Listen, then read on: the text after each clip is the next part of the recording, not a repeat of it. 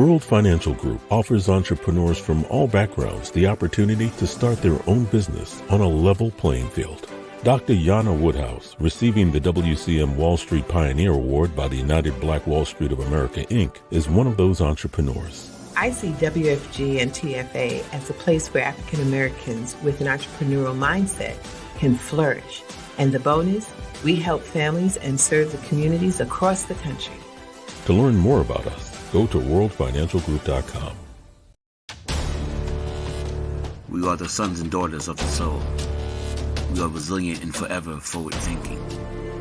We ask for nothing else than the opportunity to live and to create the lives that we were meant to live. We want nothing but an equal chance at options and possibilities. The same possibilities and options to live out our potential as our fellow man. We want to be heard, understood, and expressive in our reality. We are the future. We are the creative. We are here.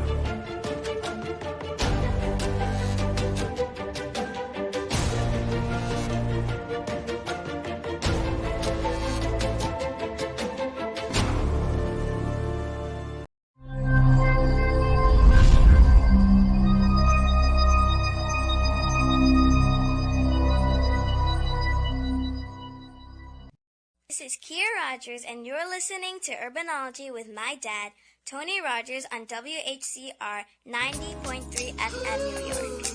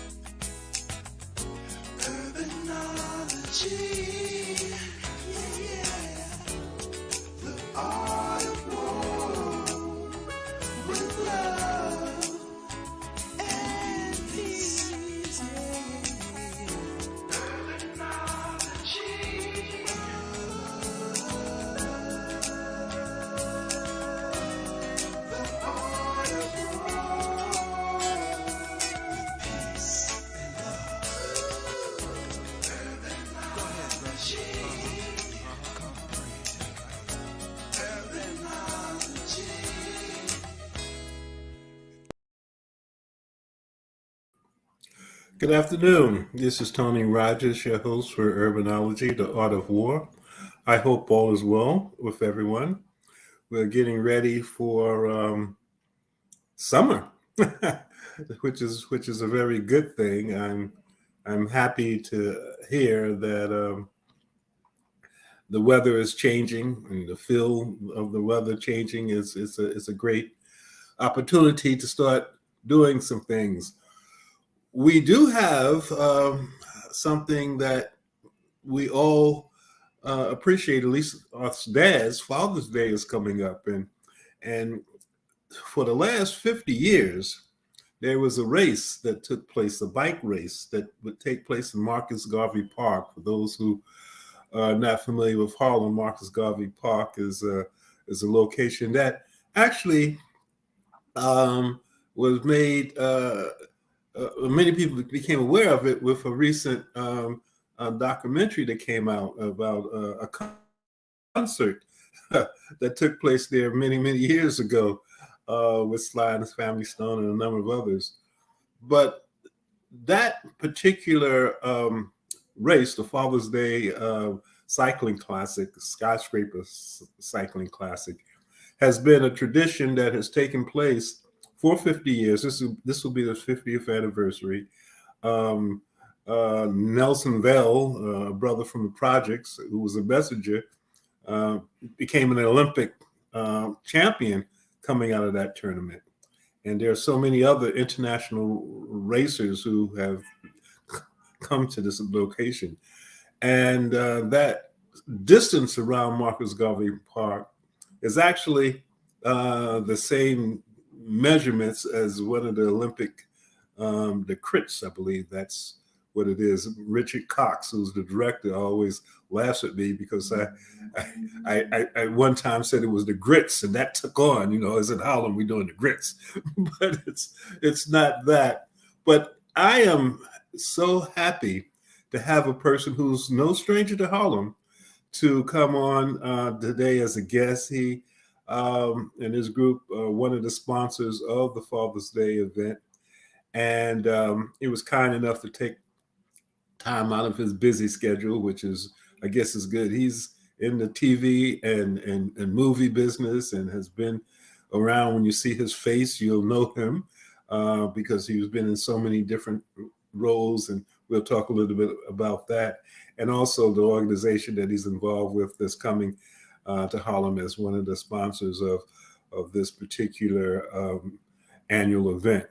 Richard Gant is my guest, and I'm so happy to see him. You will probably recognize him from so many different movies, and I understand he's going to be LL Cool J's dad coming up soon.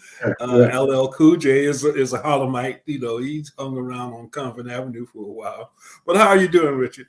I'm fine. I'm fine. Glad to be here, and can't wait to get back to New York City and Harlem.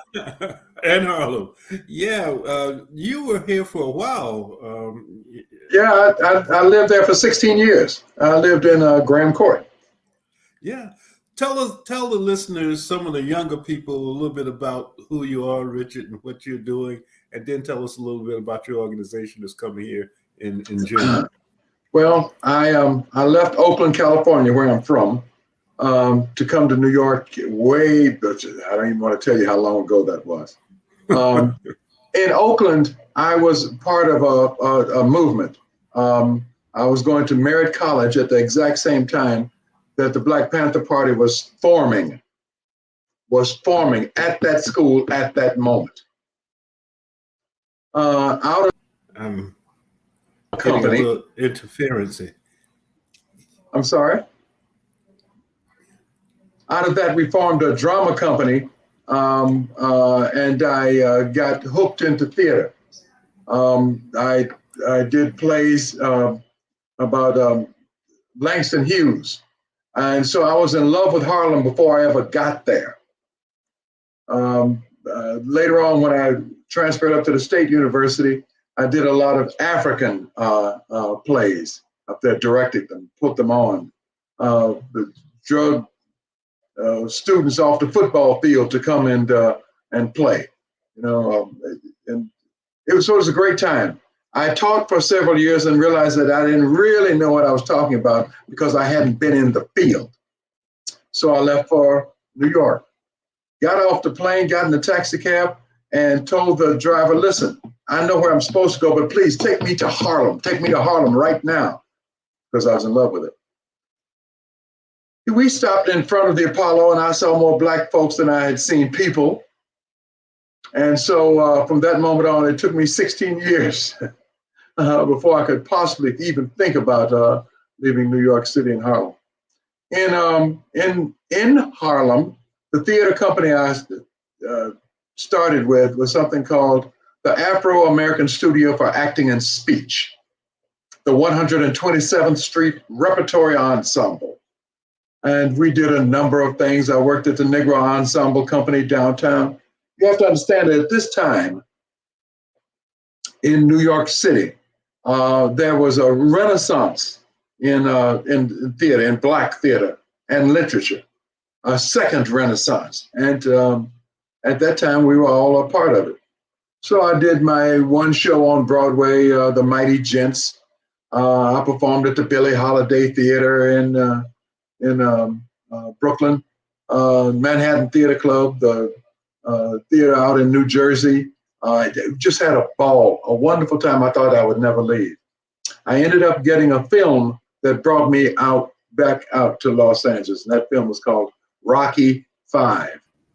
One of the other things that was happening in New York with me was I formed a relationship with a South African brother named Duma Ndlovu. And Duma had worked with Boza Rivers, and they were part of the whole Serafina movement that ended up coming into New York City. And so we did a number of things combining Black Americans and South Africans who were in exile in New York and the United States at that time. We both left New York in 1990. he went back to South Africa because apartheid had effectively ended. And I went out to Los Angeles. But we had kept trying to do something. Now, United States, South Africa, nothing came off. Finally, we hit on the notion of celebrating the 20th anniversary of Mandela's walk to freedom. We took some Black Americans there. Bobby Seals, by the way, Tony didn't want to go because he thought that we didn't give him enough time. So we got there, and we were given the permission basically because the government had forgotten that this was the 20th anniversary. You see, they were trying to dampen the hysteria over Mandela and couldn't get things done. So tamp it down, and in so doing, forgot that it was the 20th anniversary. Wow. ANC had forgotten also. So we got permission and was about 2.5 weeks out. And ANC woke up and said, oh, no, you people are not doing this. We're taking over. We're going to do a lot of the stuff that you wanted doing, but we're taking over. But we're going to bring 10,000 people. Wow. Yeah. So they brought these 10,000 people. It was a fantastic time. We recreated the walk, walked out of the prison, out of the gates, and, photographed. And the current president of South Africa was the main speaker there. He was just a businessman at that point. Coming back from that momentous time, the plane landed, South African Airways, landed in Dakar, Senegal, on the way to New York. His brother got on the plane named Jibril Diallo. He was a UN person. And he was in all of his Senegalese glory and regalia. And he wanted to know who we were. And basically he wanted to know because he wanted to know who all these Black folks are up in first class. That's really So we got to talking and I told him about what was happening for us down in South Africa. He looked at me and said, well, you ought to be at the 50th anniversary of Senegal's independence. Yes.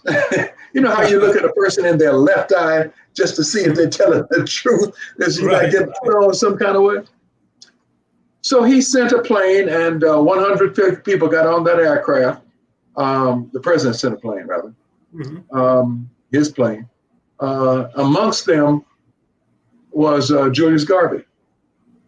Okay, Dr. Garvey. That's how I met Julius Garvey, and when I was told that that's Julius Garvey over there, I mean, at that moment, you kind of realize the tremendousness of the moment. It takes on a different thing. It's no longer just ha and giggles. No, this is serious. Julius Garvey?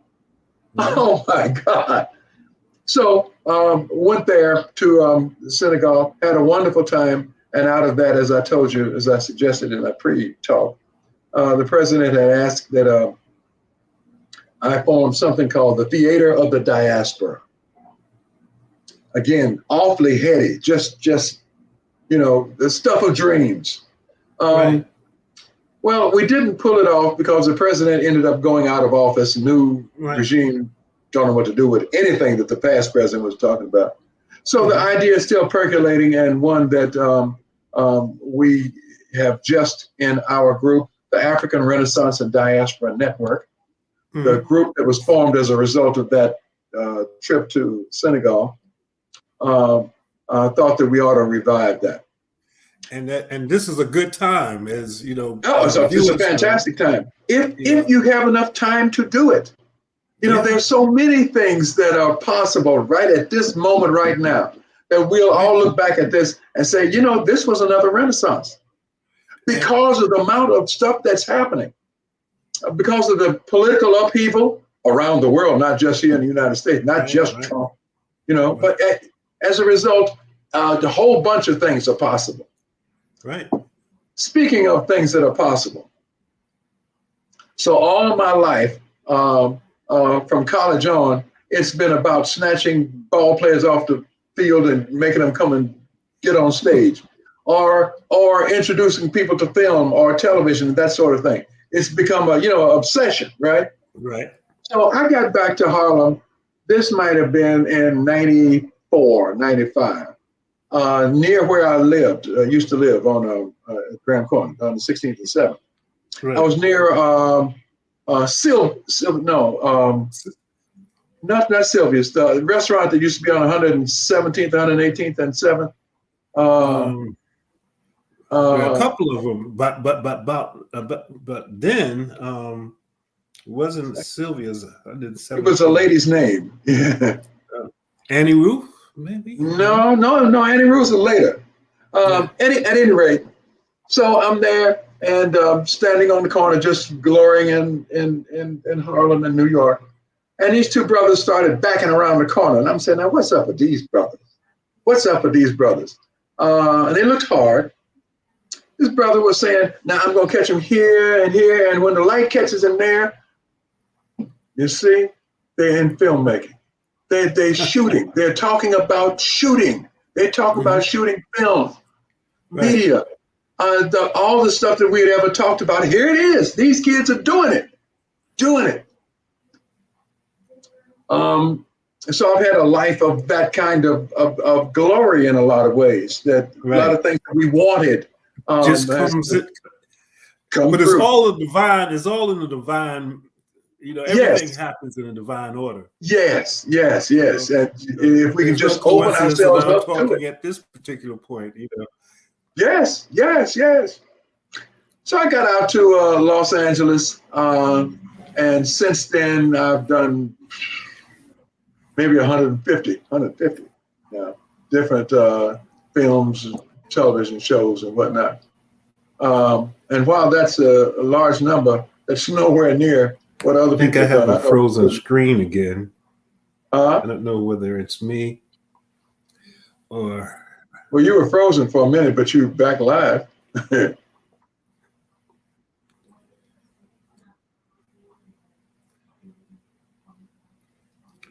it's still rolling, so. I'm not hearing. Oh, okay. Let me make sure that I'm not blocked. No, I'm good. Yeah. So if we're rolling, I'll continue. Everything's fine. Keep talking. All right. So got back out here to Los Angeles and did about a huge number of television films. When I had first started off in film, I met a fellow named Clarence Muse. He was a black actor that got to Hollywood, I think, in 1928 or so, and I think that was right. This was the first year of talkies, and he had been there ever since. If any one of us might remember Car Wash, he was the older gentleman in that. Okay. Yeah. And come to find out, he's a fraternity brother of mine, Phi Beta Sigma. By the way, Huey P. Newton's of Sigma, by the way, Tony. I didn't know that. Yes, sir. Dr. Huey P. Newton. Yes, sir. Yes, Okay. sir. So, and he had told me at that time that he had done over 100 films. And I couldn't imagine that. I'm still at university. I couldn't imagine that anybody had to do that.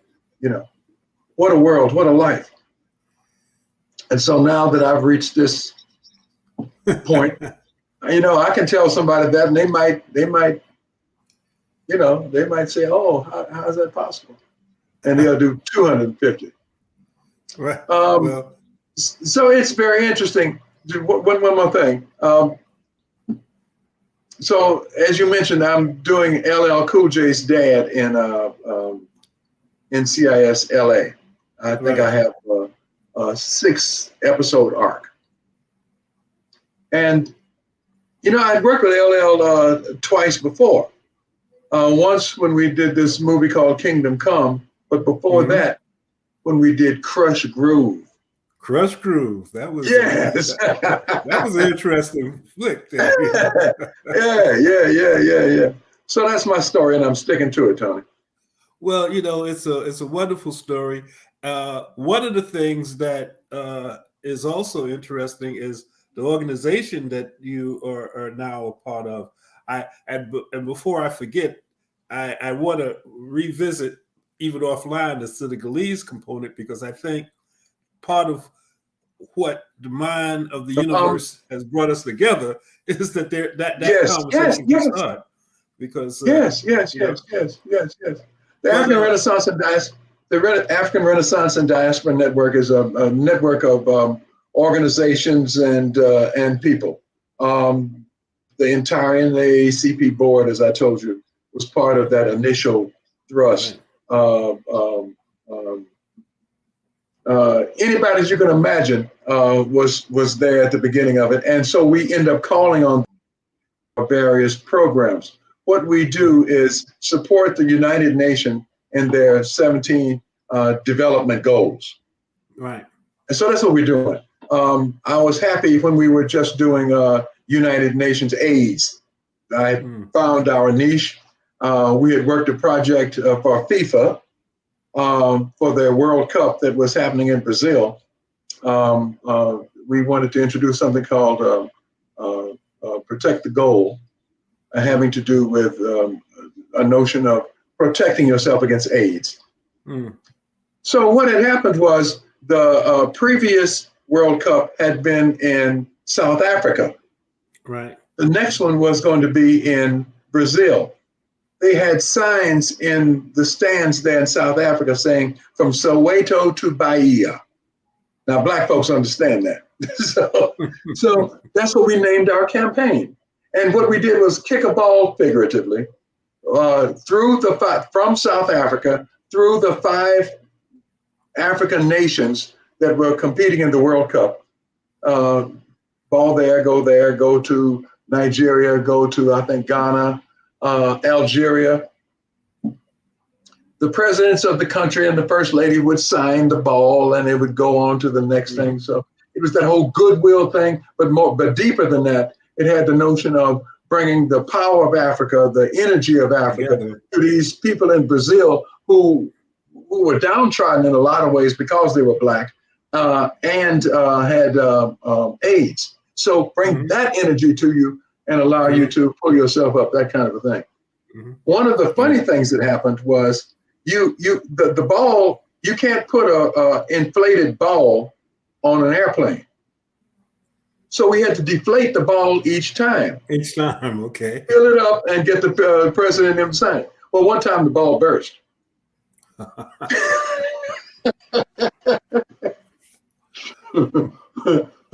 we figured it out. Now we're working on a couple of other projects. I'm excited for ARDN to be one of the sponsoring organizations of the Harlem Crit series. Hopefully we can bring Julius Garvey, Dr. Garvey. Jabril has said that he is going to come, and I'm just excited about the whole process. Excited to be back in Harlem. Excited to see the race. And it's a wonderful, and what is happening now is that a lot of people are beginning to understand some of the history, which is still a push with the U.S. cycling, because as you know, I mean, there is a rich history, because at one point cycling was the only major sport. Yeah. You know, before football, before all of that, it was cycling, and that was based on the European relationship. And so of course we had, a representation there. Yes, we did. Yes, we did. As relates to that. So Major Taylor. Yeah. And there are some films that he was in. That was one that I saw. He was on the train, and he was trying to get to his race, and the train was stalled, and they didn't know who he was. He took out his bike and beat the train. Oh, no! What? Okay. But tell us what was the motivation for the sponsorship, beside the fact that it is Marcus Garvey Park, for you guys to come over and do. You were doing some big things, but you're going to have a balloon, but that wasn't that didn't work out. But what was that motivation besides you coming home? We had stumbled into my partner with my particular committee, which is the Art, Sport, and Culture Committee for the African Renaissance and Diaspora Network. So we involve art, sport, and culture in our campaigns. I pulled him in because he was in motorsport, strangely enough. We had a car on the Indy circuit. Right. With all of the protect the gold stuff emblazoned on the car, we were able to pull that kind of thing off. On one of the races, the car wrecked, but we were able to do that. We've stumbled into cycling because of our interest in e-sport. Strangely enough, we ended up in cycling, and we are in the process of regaling these HBCUs to consider cycling, but to consider the silo, the vertical of cycling, and using e-sport in some parts in there, where we can work from kindergarten all the way up through the pros. There's a number of things that can take place that one can learn about cycling or be involved, not just the racing of it itself. And so the involvement of HBCUs, the notion that this is the 50th anniversary, which cannot be forgotten. You have to put that up. People have to know that. It's the 50th anniversary of the Harlem Kritz skyscraper. And so we decided to take part in it. And of course, to involve our campaign, the Red Card campaign. The Red Card campaign was started by FIFA, and it's an effort to end violence and discrimination against women and girls. Global. Not sure why. Campaign. Sorry. So we're involved in everything, and would like to promote that at the event.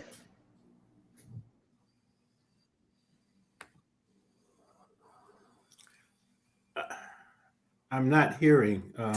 Oh. Okay, then that allows me to keep talking. So I'll be back in Harlem on Juneteenth to bring the wife and my son. They can experience all of this. It's going to be exciting and wonderful. I get to experience the Senegalese restaurants again, walk the streets of Harlem, remembering my old days, go look at where the theater used to be on 127th Street, and you see what new things on 125th Street. When it was Mount Morris Park, we used to be there on Sundays for the drumming. I understand that's not happening as much anymore. Yeah, once the complexion changed, there was well, there you go. About it, but you knew Roger Foreman. Of course. Yeah. I've been in this theater many times, and that's where Boza Rivers and Duma first hooked up. Yeah. And they brought that the play Asenamali from South Africa. Right. The thing about Asenamali that changed a lot of us' lives was this was township theater, and in township theater you grab people off the street, train them for a year, and out of that training then comes a production. And that's what Asenamali was. And it was a play about 7 guys in prison and the things that they went through and understood as a result of being there. But the energy that they put out, the commitment to the product, the excellence was one that challenged all of us to look at ourselves and see if that's what we're doing. Now, what are some of the things you're looking to do now as it relates to your career? I know you're going to be LL Cool J's dad, but are there any other projects that you're looking at? Yes, I'm the grandfather in I forgot the name of the show. The Wonder Years, the new Wonder Years. The Wonder Years, huh? Yeah, I've done some episodes of that already. The agent called up and said, "Well, you got the Wonder Years." I said, "Okay, what character am I doing?" He said, the grandfather. I said, the grandfather? It's about the grandfather? The manager, the agent said, Richard, who do you think you are? So I'm doing that. It's a wonderful show. Both of them are wonderful, wonderful shows, and I'm blessed to be a part of it. Are you looking at any? Go ahead, finish. I'm directing a one-man musical. We're in workshop now with Keith David on the singer Joe Williams. Okay. So that's an exciting thing that I'm also doing, and working with Andrew Young project, as I told you, also. Well, it's always good to stay busy, especially as we become grandfathers. And yeah, right. If you don't use it, you lose it. And as I was talking to you about, I'm going to send you some information about double dutch, which is another interesting sport that David Walker, put together. That is. Now it's a sport, it's not what we used to see on the street. So what are they doing that's different? Are they leaping or something? All of the above. Leaping, speed, things that I couldn't even do without the rope. right. But I'll send you some information. And it's always at the Apollo. And now we'll have a new hotel coming in, the Renaissance, Renaissance, which is right next to the Apollo. So we'll be able to, because especially the groups from Japan and different, all over Kenya, from all over, you would not know France. You would not know how this sport just became actually a sport. As I said, the Japanese. They're serious about it. They pay athletes to take part of it, and that's why they were going to introduce it into. They have a budget, and they're introducing it into the Olympics. So one of the great things, this as I had mentioned before, David Walker, a public affairs detective, started 2 events. The cycling race and double dutch that has taken it outside of the community into an international feature that started on the streets of Harlem. The Dutch brought double dutch over, but they got that from Africa too. But what else is new? Yeah, it's interesting. I bet you those little girls that was doing the double dutch back in the day never thought that you could be paid to do that. They took it to another level. and get scholarships. Yeah. North Carolina has a scholarship program. They bring at least 4 or 5 buses to Harlem. That's why, with the hotel, I told the individuals, who the Marriott family, I would say, look, we can, especially in December, since the Apollo is doing a lot of the management for the new hotel that's coming up too. Really? So it was just, the Apollo will use some of that space, to coordinate the different, because there's going to be an entertainment center there and a ballroom to do different types of things with the hotel. Wait, is it on the side of where the Showman's was, or no? It's right next to the Apollo. Right next to the Apollo. When you come to 125th Street, you'll be able to see it. It's supposed to open up in the fall. Okay. It was supposed to open up some time ago, but COVID created some havoc as it is with the world. But it's a beautiful place. The rooms and what have you. So Harlem, which is one of the reasons why I started a tourism agency, because I wanted to bring people. Makes sense. So it's possible if it's open by the middle of August, I think the 17th for the opening of the UN. If that was possible, then it could be historic, because you remember at the opening of the UN back in 59 or 50 or 60 or 59, 50, when Castro couldn't get into whatever hotel that he could get in, ended up coming uptown. So wouldn't it be interesting if they had that kind of movement again? Again, 60 years later.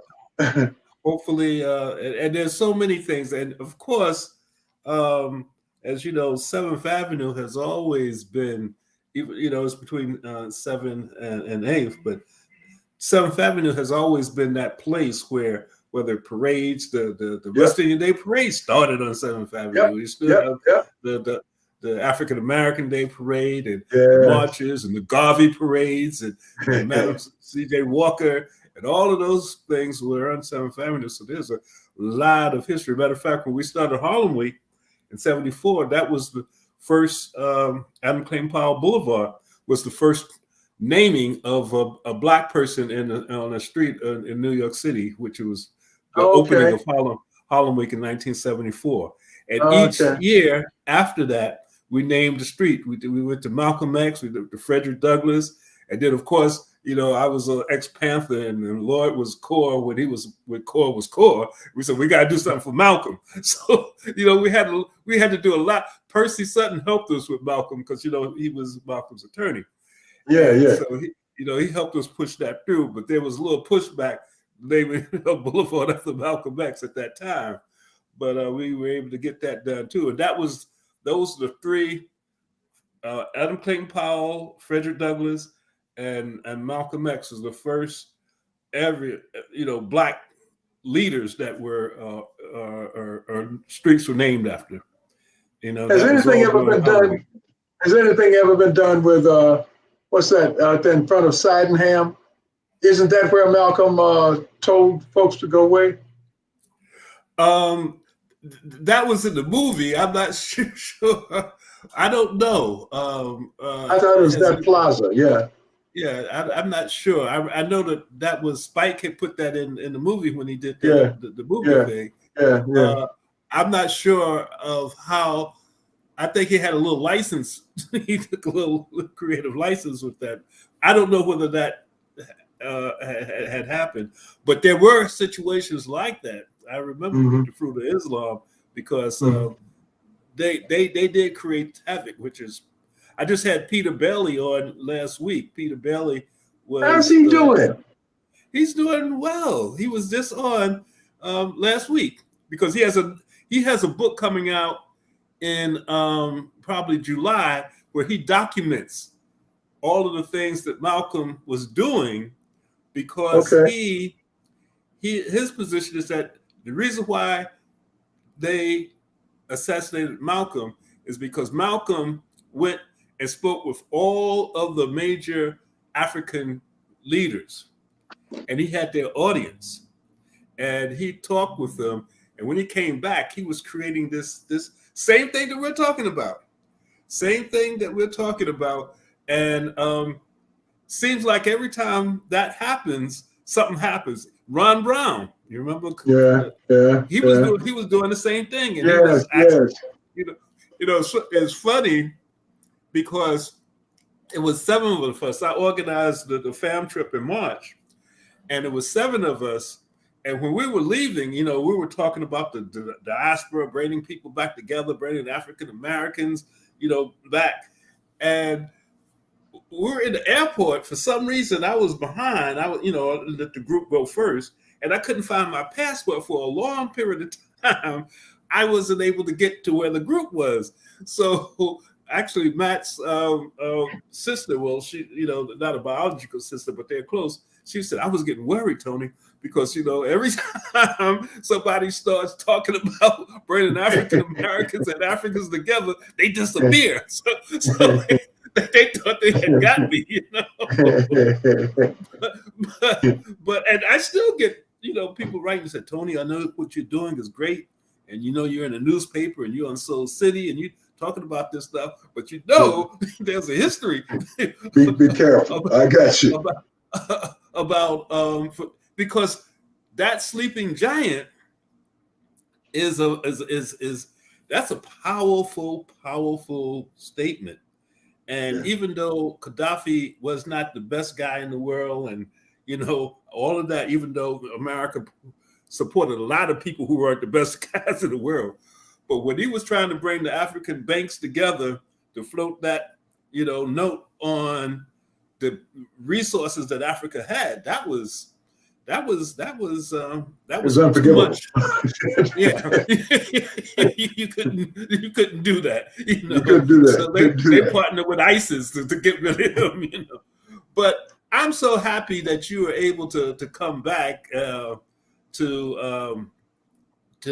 Harlem and bring resources. I'm also happy to hear about this issue with Senegal. I'm going to have to send you some information. I would like to connect to see how we can, because part of what we're doing is trying to develop this momentum again, trying to begin to look at what happened in Ghana and to create the same type of situation in Senegal, even though, Ghana, the British had them, so they speak English, but, with the French, sometimes there's always a language component, even though my good buddy Rich Cox speaks French. Rich speaks about 7, 8 different languages. Oh, I didn't know that. Okay. Yeah, Okay. So what ARDN can do is because of our contacts at the UN, we can always do government to government stuff. Mm-hmm. And if that is a need of yours, I will send you what's happening at this point. We're working with ASPT, the Senegalese, is the government component of tourism. Tourism, and also, and actually, Air Senegal is government too. Yeah. And but again, all things happen for a reason, Richard. The ancestors throughout putting all of this stuff together for especially the last year or so, I would get messages when I would get frustrated. I would get a message saying, and in my mind, I always, believe that, a coincidence is a message from the mind of the universe telling you, there's no such thing as coincidence. And I just feel that, timing is everything. Is, as this has been going on for a while. People, ever since Marcus Garvey and even before him, talking about reconnecting and bringing things together. But the time now, since we have this new vision, this awokeness, over the world about things that's happening. Awokeness. Yeah, that's what the young people call it. To understand. It took George Floyd and so many others to kind of bring that home. But it is happening. People are beginning to understand certain things that was understood many, many years ago. There's nothing new under the sun. But again, I want the listeners to know Marcus Garvey Park, June the 19th. And so happened, that's Juneteenth. So that's a holiday. And so happened, that's my birthday. I'm a Juneteenther. Okay. Wow. So, all of these things were falling into place. Yeah. So I said, they made my birthday a national holiday now. Right. Of course, if those soldiers had taken a little bit longer to get to Texas on June 19th to tell the people. Right. And that's another thing. A lot of people don't realize that story, but that exactly what happened. And what they don't realize too, I was talking to Lynn Jeffries, I was at City College for a long period of time, and between him and James Smalls and all of those guys, he was talking about how the who really ran the Southerners who were still dealing with the slaves out was the black soldiers, the Buffalo soldiers. Yeah, they chased them out. They chased them down here into Mexico. Oh, okay. Yeah, because they didn't just leave, so the black soldiers are the ones that really, pushed them out, based on that, because they had a license then, that was all they needed to know. Jeffries is Professor Jeffries is a resource. I was with him in Senegal. Okay. Yeah. he was telling us about, we were on a bus going to the statue to see it for the first time. And he was talking and telling us about this, that, and the other, and looked up and said, "Oh my God, that's big." Yeah. Matter of fact, they're doing a conference in Jersey in August too. Actually, I'm going to have them back on the show. They're doing a major conference. From what I understand, they were going to do it in Egypt, but ran into some issues, because even to this day, there's this issue about getting too many Black people reclaiming Egypt. Right. There's still issues about that. Right. But that's what's happening. But yeah, Jeffries was a tremendous. I was at City College. I was a student there. And later on in life became an advisor to about 5 presidents there. Okay. Yeah. Based on what we were doing with the chamber in Harlem, and Percy Sutton, and because at one time it's not that when you had Dave Dinkins, Percy Sutton, Basil Patterson, and Charlie Rango, everything in New York came to Harlem. So is Basil still with us? No, Basil is gone, but his son became governor. Yeah. I had I forgot. I was the lowest ranking Democratic elected official. I forgot what it's called. The county committeeman. I was a county committeeman, and we had to vote one time because somebody had died in office, and so Patterson was running against somebody, and I was with the Raymond Jones Democratic Club. Raymond Jones, who was another bad guy. He was exactly. And so I had to vote for the local hero, right? But all my buddies were over here. And so Patterson won on the first ballot.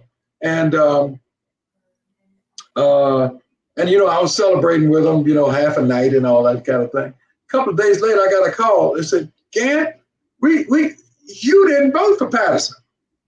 And I said, "Man, first of all, how the hell did you know who I voted for?"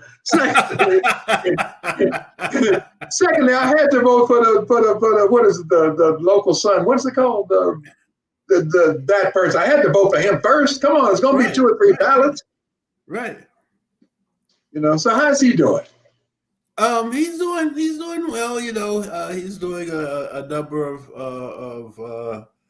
it's interesting because what has happened in Albany has been crazy. That's a whole nother story as far as I'm not up on it at all. But that's another story for another show. Okay. But there's been a lot of issues about corruption and a lot of those things taking place in Albany for many years on all different sides.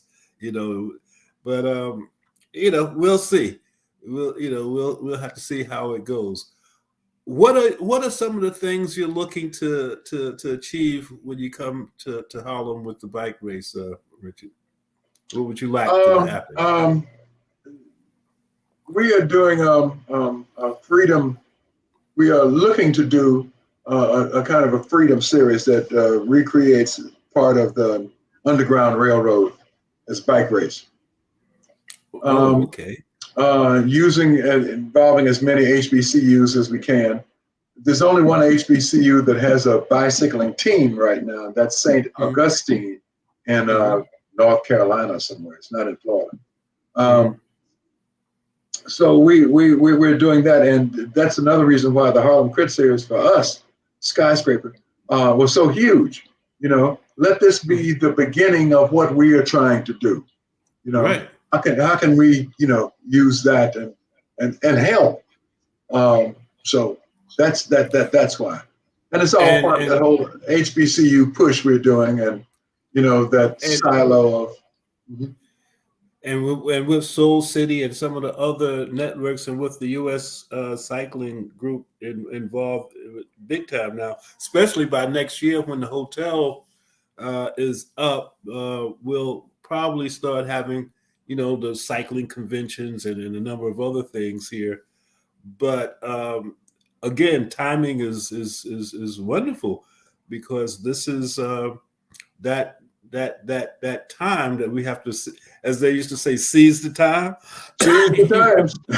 Seize the times. Now, have you ever talked to the Nigerian Tourist Association?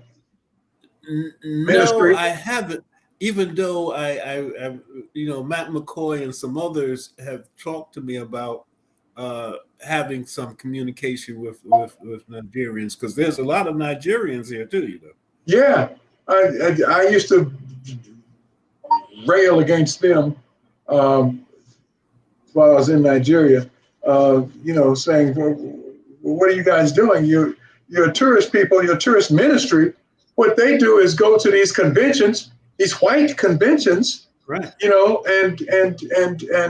wine and dine these people, put up money for that, and these people ain't coming to Nigeria." Right. The biggest event that they had, and this was like last time I talked to the ministry, like 5 years ago, I think, 4 or 5 years ago, was 20,000 people. I think it's 20,000 people that had come for a Yoruba celebration. So if that's the case, I mean, so where are you gonna get that number in the white world? Yeah. Please. And even with Senegal, remember when you some of the difficulties. When we brought the 7 to 8 people, 7 of us, on the fam trip. Yeah, on the fan trip, that was the first time that a lot of African Americans had that interface. Matter of fact, I mean, people have gone, people work there. There are people from here that work here, but as people looking to do marketing and business, there's a lot of this. I ran into many people from here, from LA, who now have been breakfasts there and doing a number of things, but not on the level that we were talking about, working with the government and the like. And I never forget one young lady, we were in Goree Island, and one little lady said, why don't African Americans and Caribbean Americans fly? And I said, what do you mean? I had a cabo hat on. I said, this comes from Mexico. Well, I don't see you coming off the plane, coming in here. And because that's where I got the idea of the awakening of the sleeping giant, because a lot of us have been sleeping on the relationship between Africa, because what the Africans hear about us and what we hear about them is what we see on TV. Right, exactly. And until, as you know, because you're in the business, it's just recently, some of our real stories were coming out. And even that sometimes is tweaked, based on, they're telling us, well, nobody wants to see that. They want to see right. But that's why I'm saying it was an interesting experience, because of not having the ability to talk the way we were able to talk. A lot of the people who go there are like some of the Africans who come here. They have a different type of education, a different type of mentality, and in some cases been colonialized maybe a little bit more than they should need to be. Yeah, right. But to be able to now, with the internet and WhatsApp, where the guy from the block can talk in the car can talk from the guy on 116th Street, that's a whole different story. That's a whole different relationship. And what you are able to find is that what you think is different is not. Right. That's what Malcolm said. Traveling broadens the scope of understanding. Travel broadens one's scope. Yep. I'm happy to have had an opportunity to talk with you. I've not looked at the LA NCIS because I've I do follow the one from Washington D.C. NCIS, but and now that you and LL Cool J will be connected, that may make me have to change, and checking that out a little bit more. But I am so happy. Thank you. I was shocked to find out that LL Cool J had been doing that show for 13 years. Yeah. Wow. Yeah. He and the guy who played Robin with Batman, Chris, I forget his name, that played his partner. But that was a good run for him. You know? Yeah. Is that he played Batman? Robin? That guy? His partner? His partner. Yeah, he played. See, I didn't even know.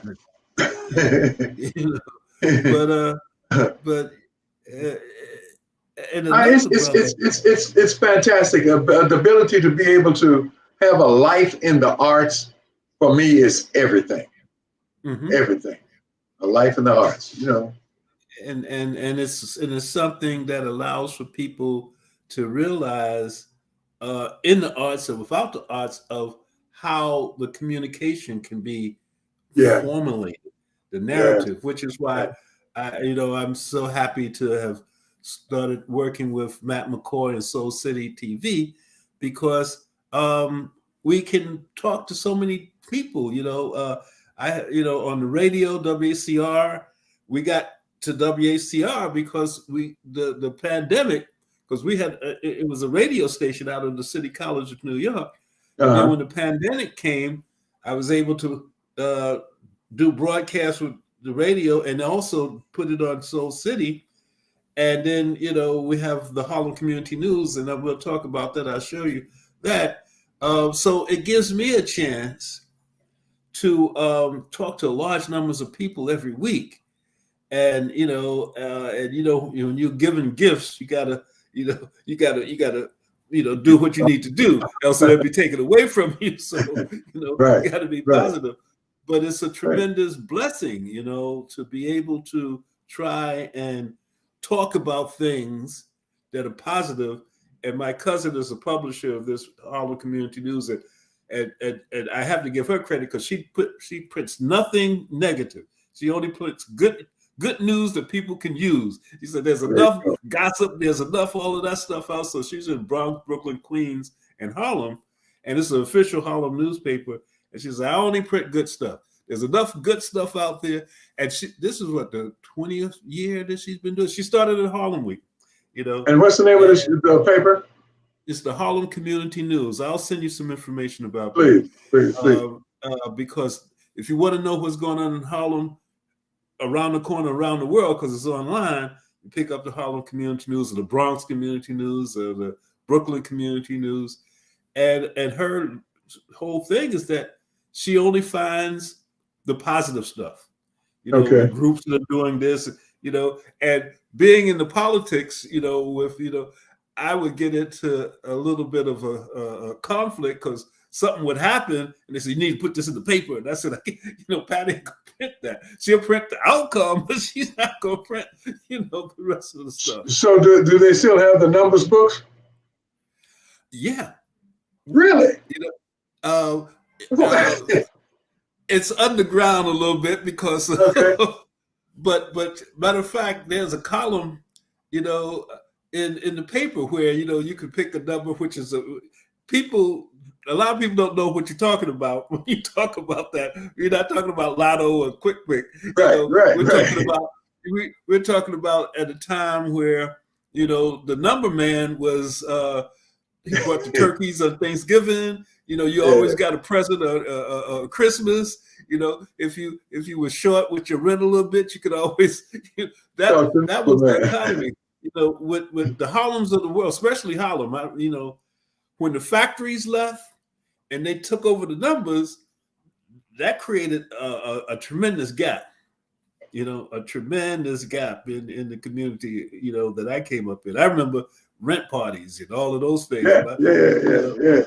Everybody got together because a lot of people on Convent Avenue, where I grew up, was from South Carolina. So, so the Sylvias and all those people, they would cook up food and everything. And everybody would go to each one's house, and play cards and drink and give money. And that was the rent, So, each one would chip in. But those are the days where you can sleep on the roof and not have to worry about nothing. Leave the doors open, and if you got into trouble, your mother would know about it before you got home, and people have the license to beat your butt, Yes, so all the way home. Right. Do you know Woody King? Yeah. Woody King. We were talking about Malcolm X earlier, and it reminded me of a film that Woody produced and directed. With Morgan Freeman playing Malcolm X and Yolanda King playing Betty Shabazz. Yeah, it's called Death of a Prophet. And the thing that's so memorable about that film is the ballroom where he was shot. Alhambra. No, it wasn't Alhambra, was it? No, not the Alhambra. The Audubon. Audubon. Mm-hmm. So we shot that scene in the Audubon, and the extras on the scene, a great amount of them, were people who were actually at the Audubon the time when he was shot. That must have been a powerful moment. Yeah. Well, listen, man, time flies. We're about out of time, but I'm so happy that you took time out of your busy schedule. I'm looking forward to meet you. You help me celebrate my birthday, brother. Absolutely. Because the soldiers were on time.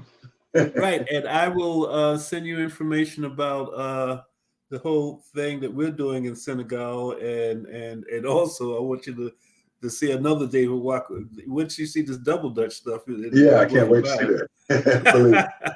Well, thank you, Richard, for being with us. I look forward to seeing you at Marcus Garvey Park on the 19th. Looking forward. When does your when does the series start? When you're the last episode for this season was yesterday, and that was one of my scenes. One of my episodes, and I have no idea.